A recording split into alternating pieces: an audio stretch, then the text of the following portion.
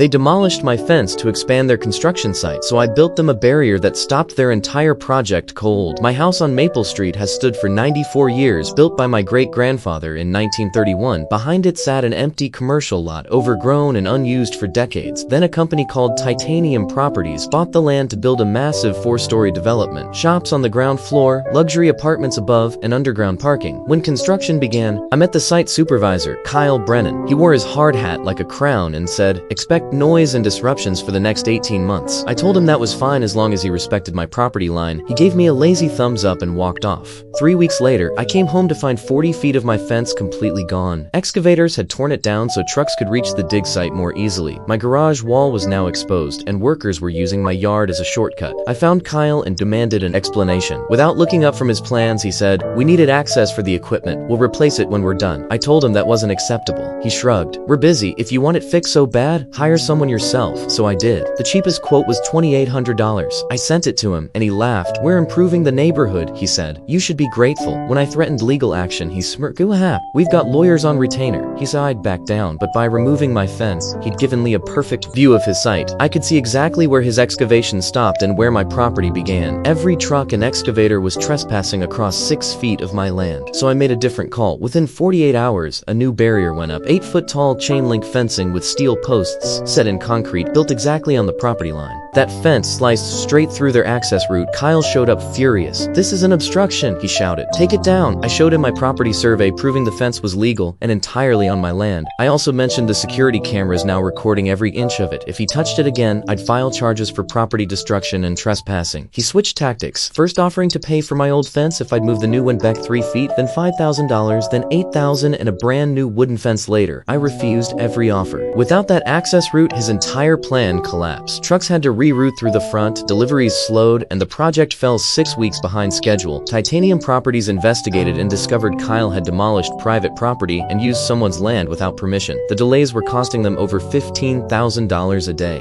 Kyle was fired. His replacement, a project manager named Maria, knocked on my door the next week. She was polite, professional, and apologetic, the opposite of Kyle. "I want to make things right," she said. "What would it take?" I told her I wanted my original cedar fence rebuilt exactly as it was, a row of evergreen trees planted for privacy, and a written guarantee that no construction activity would ever touch my property again. She agreed immediately. Within a week, the new cedar fence was up, stronger and cleaner than before. The project eventually finished 4 months late, and Titanium sued their insurance company to recover the losses, blaming Kyle's reckless decisions. Now my fence stands stronger than ever. The trees are thriving, and my privacy is perfect. The building behind me is open, and Maria still stops by occasionally to check on the evergreens. Hit like, subscribe for strange property line justice stories.